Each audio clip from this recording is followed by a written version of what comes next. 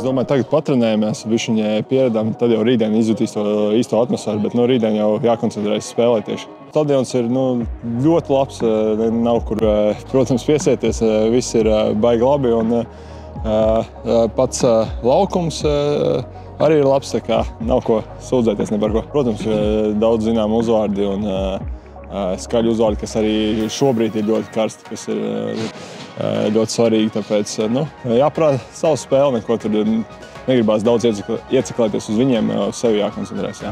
Neviens jau nemelos, ka būs atmosfēra, būs pretinieks un kā vēlreiz teikšu, ka gribas tomēr koncentrēties sevi tādās spēlēs tieši. Jā.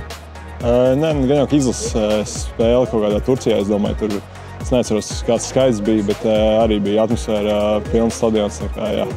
Es domāju, būs kaut kas līdzīgs, skaļi būs un atmosfēra arī būs laba. Katra nākošā spēle ir vissvarīgākā. Un, protams, ka kontrasts ir liels, nemelošs, bet jākoncentrējas katrai tieši nākošajai spēlē, kas ir vissvarīgākā. Un, tas arī viss.